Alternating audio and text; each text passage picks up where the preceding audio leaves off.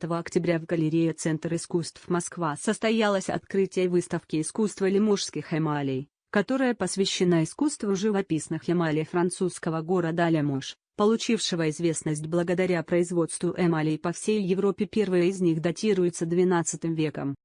Экспозиция впервые представила 33 предмета из частного собрания Натальи Карпович, создававшегося несколькими поколениями одной семьи, что является редчайшим явлением для России. Одним из уникальных предметов, с которым познакомится зритель, триптих, посвященный историческому событию, изображающий поклонение английского короля Эдуарда французскому королю Филиппу. Несомненным украшением данной экспозиции являются портреты XVII века, изображающие Генриха II и Екатерину Медичи, особой редкостью которых являются сохранившиеся старинные рамы с эмалевыми украшениями, а также уникальный табернакль XVII века с эмалевыми вставками. Представленная частная коллекция эмалей ценна обширными хронологическими рамками. Коллекцию представила Карпович Наталья Николаевна, общественный и политический деятель, депутат Государственной Думы 5-го созыва, руководитель региональной общественной организации Объединения многодетных семей города Москвы и президент благотворительного фонда «Защита детства». В программе вечера состоялось выступление Московского мужского хора под управлением композитора и дирижера Сергея Желудкова, который представил специальную программу, посвященную открытию выставки. Выставка продлится до 31 октября. Наталья Карпович любезно согласилась ответить на вопросы наших корреспондентов. Давайте смотреть это интервью с интересным человеком и коллекционером. Не забудьте подписаться на наш канал и поставить лайк этому видео, оставляйте свои комментарии.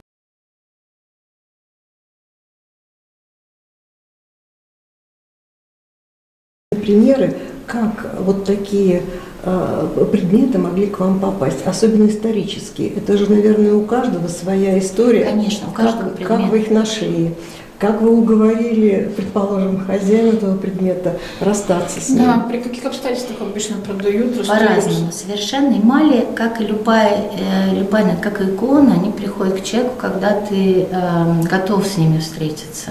В нашей семье, я родилась в Ленинграде, конечно же, у меня, спасибо моим родителям, большой, хороший такой опыт посещения музеев, одних из лучших. И, конечно, у меня большая насмотренность и понимание предметов искусства.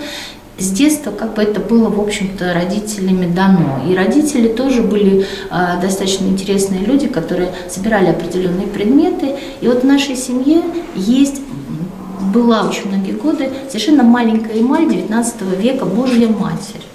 Я вообще очень люблю религиозную тематику, и для меня это стало толчком. А потом я столкнулась с предметами уже более современными 20 века, интерьерными. И я поняла, что вот я не очень люблю живопись дома, я боюсь ее, потому что я не умею правильно его ухаживать, хранить. Для меня это сложный предмет, да, потому что все равно есть дети, есть животные, нет специальных условий.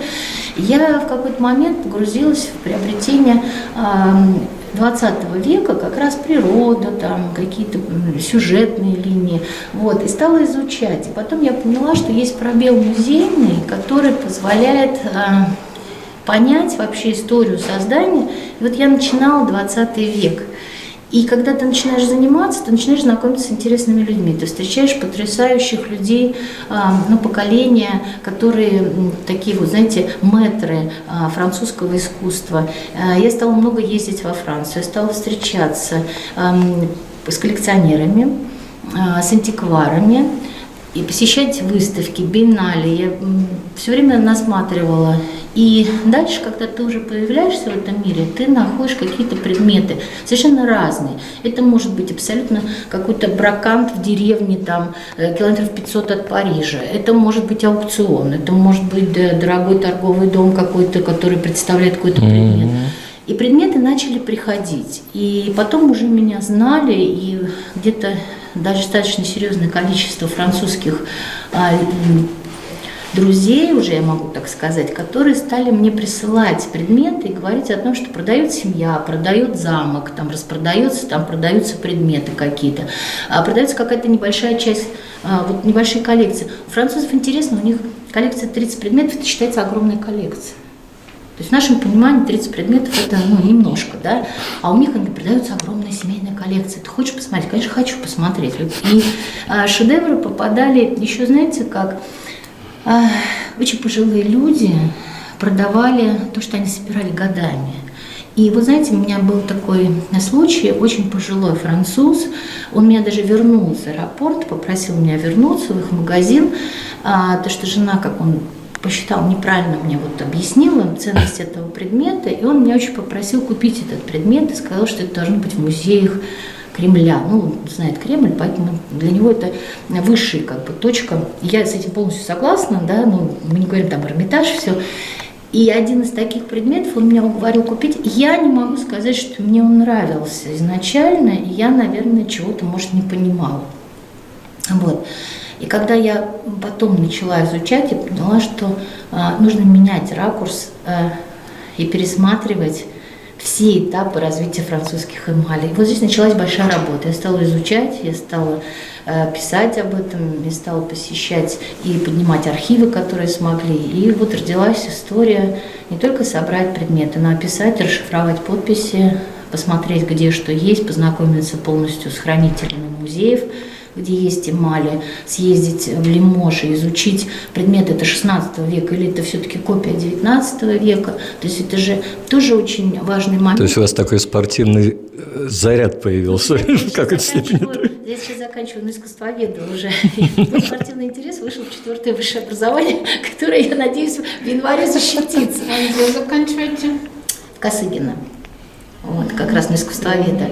Вот. И для меня это стало, наверное, сначала каким-то продолжением дела семейным, а потом это стало моментом любви безумной. Вот. И эта Божья Матерь все время со мной, и сегодня вечером тоже она будет со мной, потому что она мама всех эмалей, которая притянула к себе вот этот необыкновенный, наверное, состав эмалей сегодняшний. И знаете, я себя в какой-то момент поймала на мысли, у меня сейчас 7 детей, уже есть 3 внука, я жду 4-ю внучку сейчас. И вот очень захотелось, когда я поняла, что все коллекции музеев, в принципе, и частные, они зависят от людей. То есть это как бы некие меценаты, которые покупали, привозили.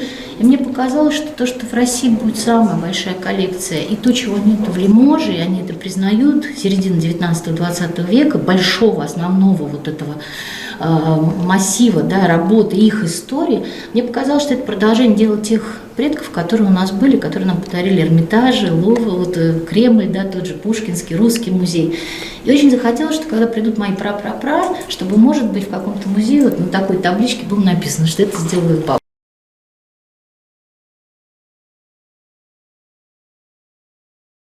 В связи с тем, что здесь не только сама работа 16 века, эта эмаль вся подписная, вы можете посмотреть в углах одежды, и вот здесь, где трон, 1563 год, Пьер Раймон, который создал эту работу, поклонение короля Англии перед королем Франции. И это уникальность самого сюжета, сюжетной линии, потому что на самом деле работа была сделана с исторических гравюр, и мастер работал, когда создавал это как исторический момент. То есть это более 500 лет гравюре, да? 1563 год. Она вся подписная и датирована. Это когда Иван Грозный назван.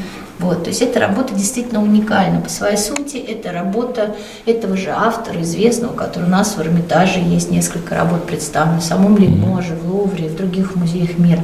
«Младенцу Христу» в центральной части, это тоже подписная работа этого же автора, примерно этот же период времени. Подписи в разных, они могут быть как с другой стороны, так они могут быть в вкладках одежды, как я вам там уже показала. Но не все работы подписные. Да.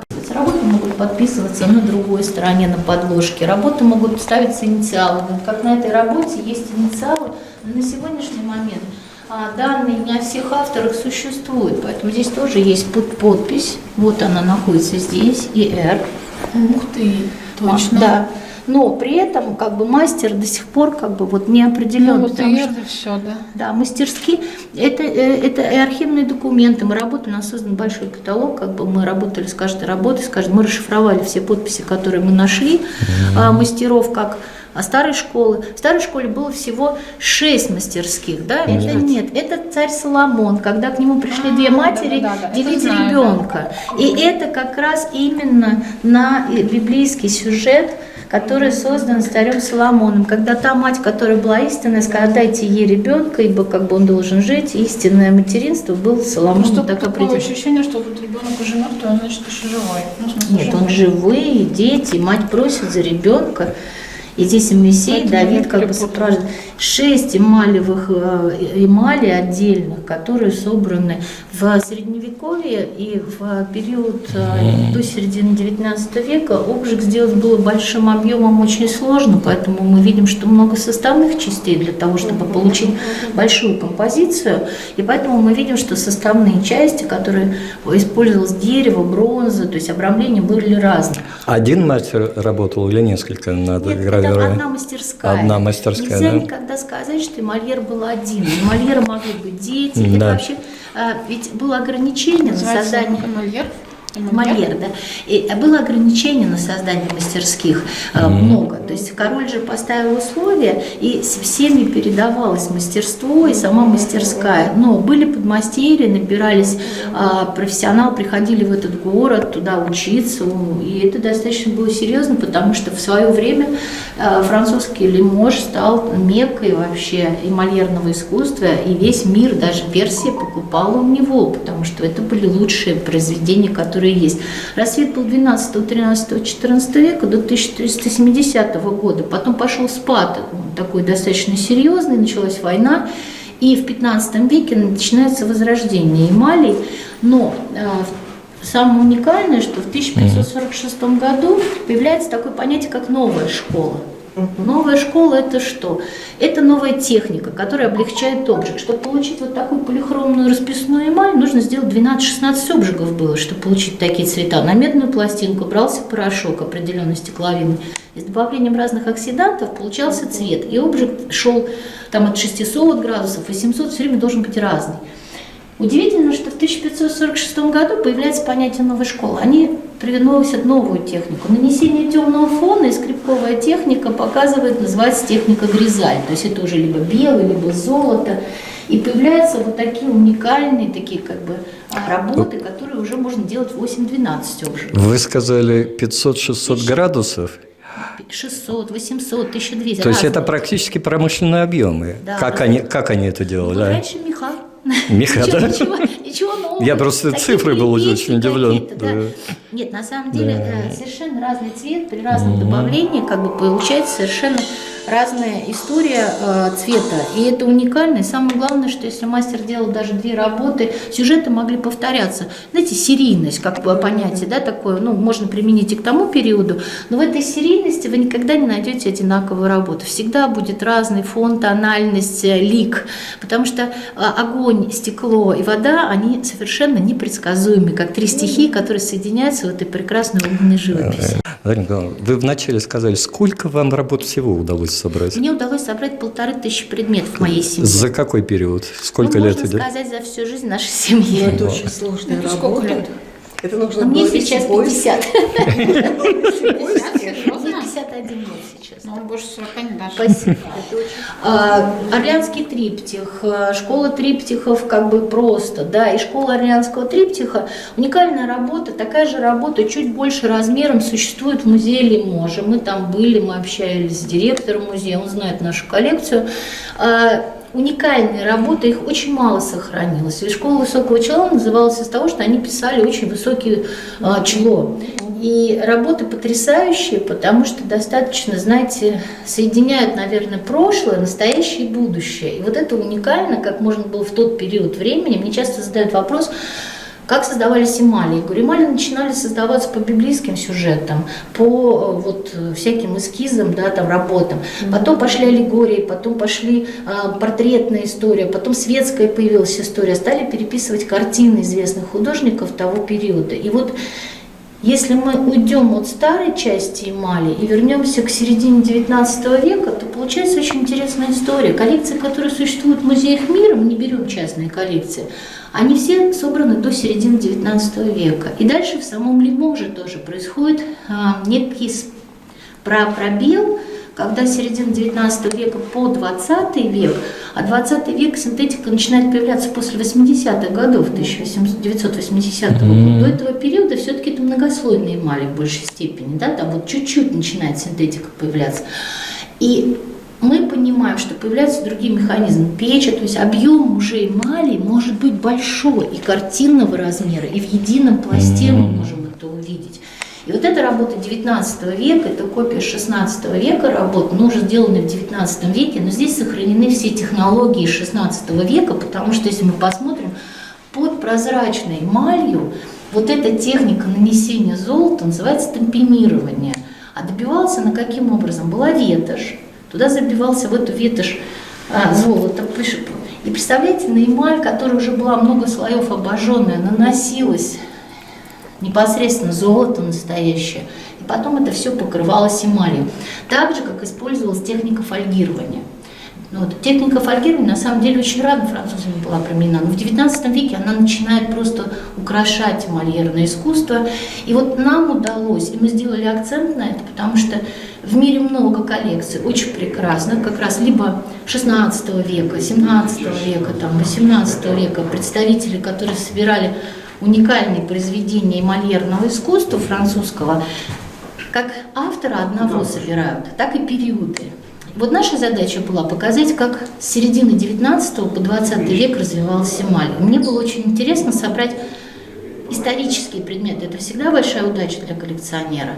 Но мне было интересно посмотреть, как же эмаль развивалась. Я общалась с образовательными учреждениями, которые занимаются обучением мастеров этого дела. И все сказали, что мы перерисовали все, что было, и нам хотелось бы увидеть что-то новое. И вот нам удалось собрать с середины 19 по 20 век все мастерские, которые существовали на территории Лиможа, все направления. У нас есть большой пласт маринистики, у нас есть обнаженная, да, тематика, которая в эмалях, у нас есть цветы, природа. И очень много в эмалях середины 19 века появляется известных работ известных художников, итальянцев, испанцев, там, немцы. Эмали увековечили работы Да Винчи, Боттичелли, Рафаэль. То есть вот если у нас есть Мадонна, да, то она у нас есть в эмали. Конечно, ты не можешь себе купить произведение искусства, которое находится только в музее, но в эмали она меньшего размера, но она абсолютно повторяет цвета, лик Мадонны. То есть это уникально. Как они это делают, до сих пор не знаю, пробовала делать эмали. Понимаю, что это очень сложно, даже синтетика, это невозможно почти. Это очень дорого, и беда в том, что малейшая неточность и вся работа на смарку. На смарку, потому что оно ломается моментально, сходит слой. Что уникально вот в этих работах, это тоже работы все в среднем где-то 1538 года и 1560 диапазон. Что Святое Семейство, что снятие Иисуса Христа, это классическая работа, которая была в XVI веке, в принципе, совмещенная, как и с тампинированием, с узорчатой эмалью, нанесением толщенной белой краской. И вот вообще, на самом деле, XVI век, он весь очень сильно подчеркнут вот именно орнаментом такого классического стиля. И вот мы можем увидеть там вот эмаль, которая тоже имеет обрамление такое, хотя середина это уже ближе где-то к XVII веку, потому что уже роспись, которая пошла такая более, можно сказать, классически, уже такая отработанная с точки зрения выверенности всех моментов, потому что там все-таки больше такая свободная форма, да, более как бы, а здесь уже, это уже 17 век, 18 становится вообще достаточно четким веком, таким более интересным с точки зрения каллиграфии, наверное, можно так сказать. А 19 становится шедевром уже художественного искусства. По цветовой гамме, по выписке появляется уже много-много, как сказать, наработок, много техник, которые украшают и совершенствуют. Наталья Николаевна, вы все время упоминаете 16 век. Значит, это какая-то точка. Начало. Мы сейчас с вами говорим о расцвете. Рассвете, да? Понимаете, как средневековье это предметы утвари церкви. Это больше предметы, обслуживающие церковь. У нас есть предмет XII века, это большой мощевик из дерева с костью и с эмальерными вставками. Средневековье в остальном, вот даже если вы будете в музее Лиможа, вы увидите, что первые два зала, абсолютно больших, они наполнены средневековьем. Это бронза с вставками, элементами перегородчато-выемчатой эмали. Вот все, что мы можем говорить о триптихах, о иконописи, которые уже в эмалях, это все-таки уже XVI век. Потому что вот после упадка появилась новая форма, и тут вот уже Лимож выстрелил за счет уникального стекловидного порошка, который был недалеко в карьере найден, и тех как бы вложений, которые тогда правители вот, короли сделали. Несмотря на такой далекий срок, все-таки можно говорить, кто же был основателем или хотя бы создателем этого направления тогда, с самого начала? Есть такая информация? Знаете, такой четкой информации нету, как и говорится о том, что как только была открыта, как и глина, которая была уникальна, появилось фарфоровое искусство, и тут уже эмали появились раньше гораздо, потому что это же стекловидный порошок, который как песочек, который был найден, и он пошел в идеальное вот плавление, и получалась идеальная консистенция для создания эмали. Вот здесь появилась большая конкуренция. Почему у эмали начинается второй спад? Потому что посуда, конечно же, эмальерная есть, но ей никто не пользовался. Посуда считалась уровнем богатства, выставлялась в красивых буфетах и показывалась как достаток. Причем вы же понимаете, что вообще эмальерное искусство начиналось еще раньше, начиналось с ювелирного искусства. Потом они разделились, как раз разделение и произошло на декоративно-прикладное искусство и на ювелирное искусство. Ювелирное искусство осталось само по себе, мы как бы стали декоративно-прикладным искусством. Я хочу еще обратить внимание на одну потрясающую, уникальную вещь, предмет, который находится в этой коллекции. Вы знаете, это табернакль. Табернакль – это некая форма, как бы архитектурная, которая существует в музеях. Можно в Вене можно увидеть много табернаклей, это когда хранились иконы или какие-то предметы. Вот. По-простому, как бы, вот у нас ставятся алтарные кресты, Да. а это напрестольная икона. В католицизме ставилась икона такая.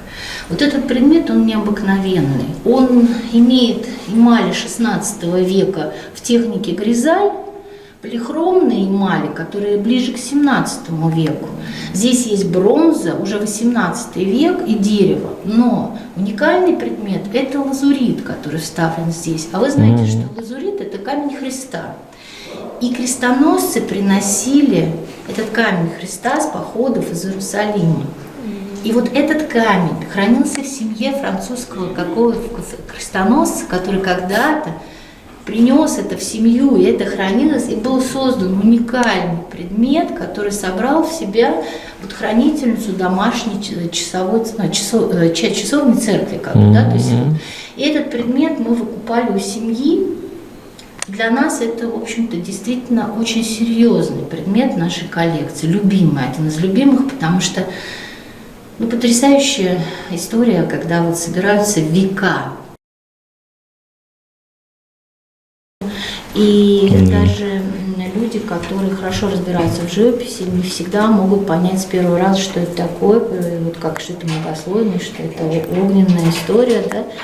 Вот. Но очень большой интерес, и вы знаете, очень интересно, когда видишь, в эмалях есть еще такое понятие, если автор работал с подлинником, то на картине может быть написано, что он писал с подлинника. То есть, когда у мастера была возможность работать с художественным произведением, например, в музее, ему разрешали делать эскизы, и он работал с подлинником. И вот, знаете, очень интересно, когда у тебя есть дома в эмалях работа, приезжаешь в Эрмитаж и видишь такую же работу, но уже в живописи. И ты можешь еще изучать и смотреть, как видел автор, как он менял. Но потом это же вечное искусство. То есть это века. Вот если мы говорим с вами, в нашей коллекции есть предметы, которым более 800 лет. Здесь вы видите там 500-600 лет эмали.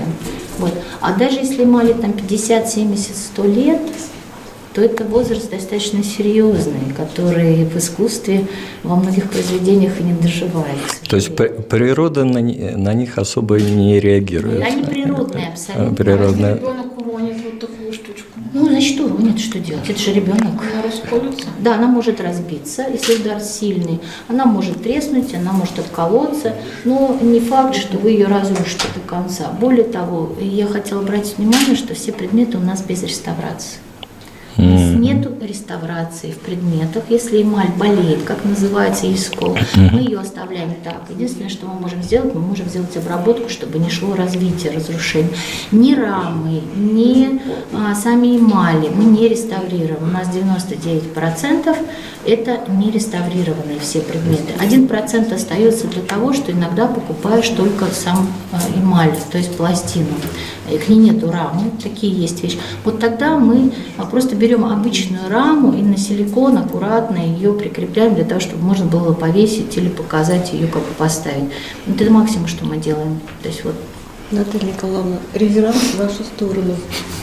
Мы живем в век урбанизации упрощения, и то искусство, которое вы сохраняете и несете потомкам, они хотя бы увидят, Как все это было. как это было в тот век, то будущее, которое, предположим, ждет их через 50, через 100 лет.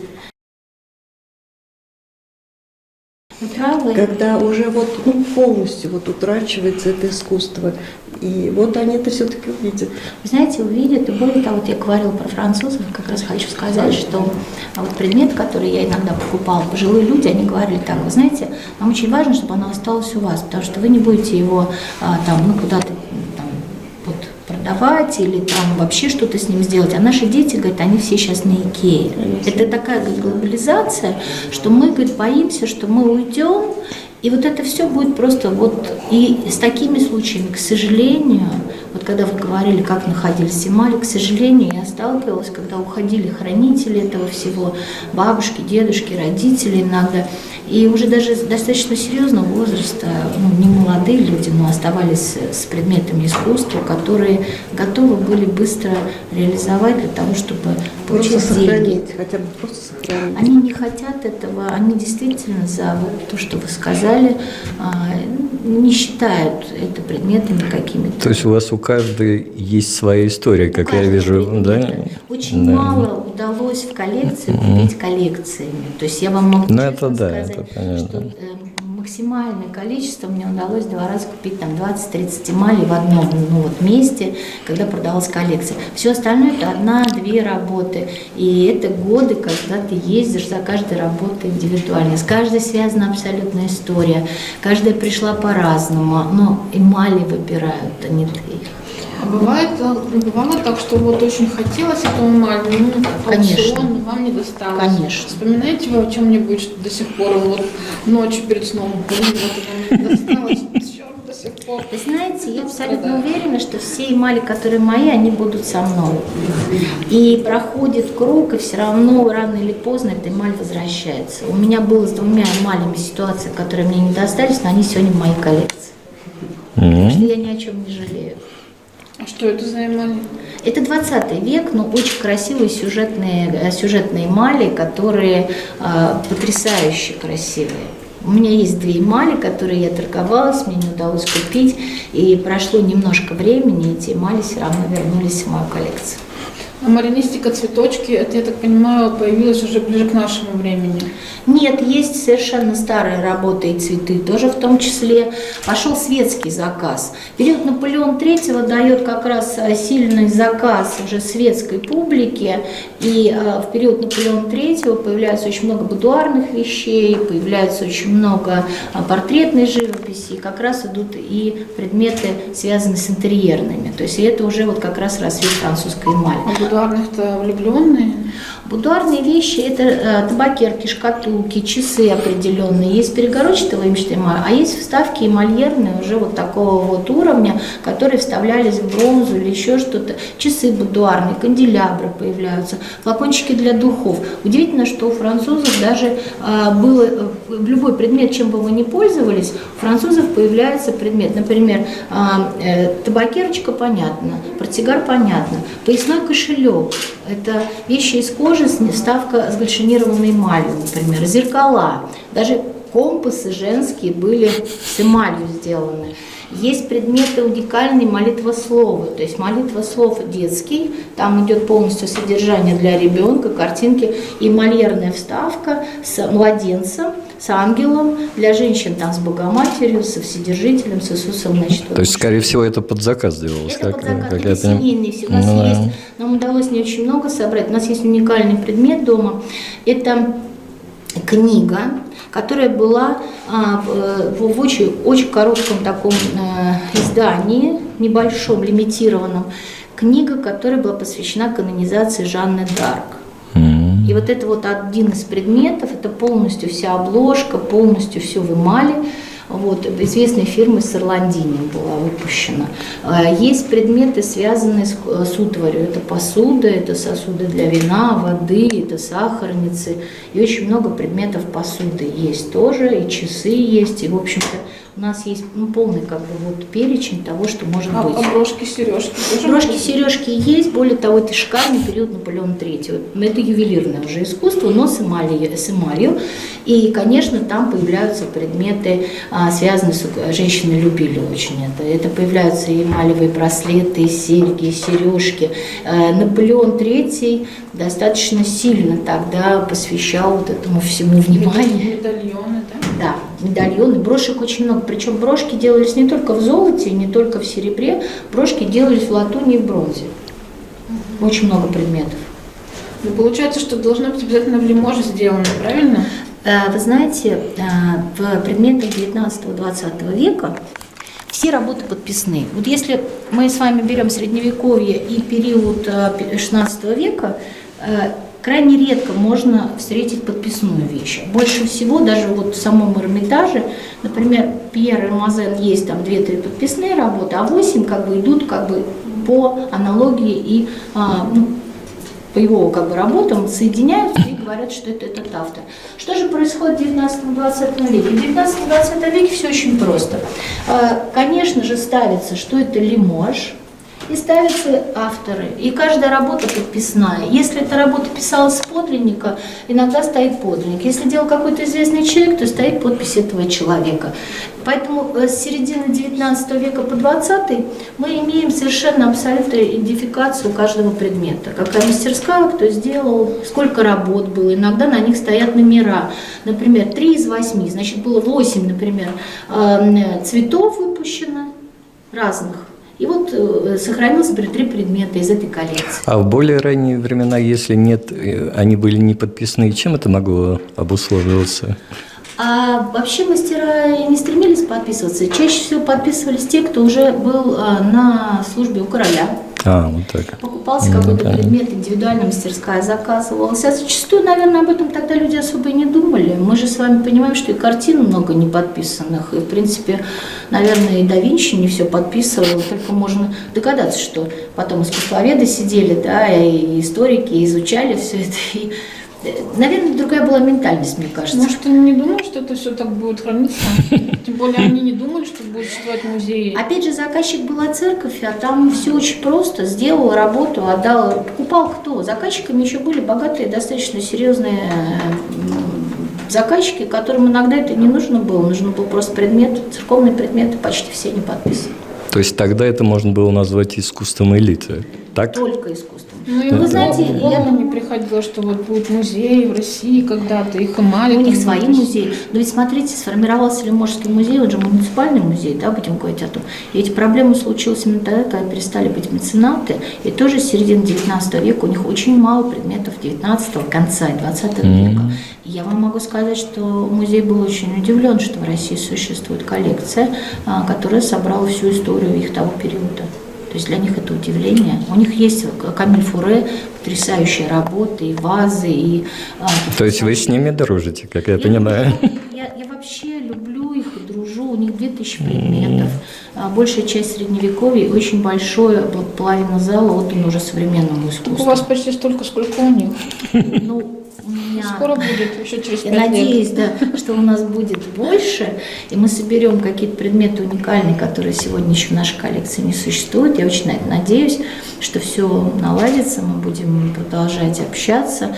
Что я хочу сказать, сейчас Франция очень делает большой акцент на современное искусство, и у них есть ассоциация эмальеров, И идет развитие, не так, может быть, быстро, как это было. Предметы достаточно интересные, но современное искусство, кому понятно, те, конечно. Я вам хочу сказать, что стоимость предметов современного искусства очень высока.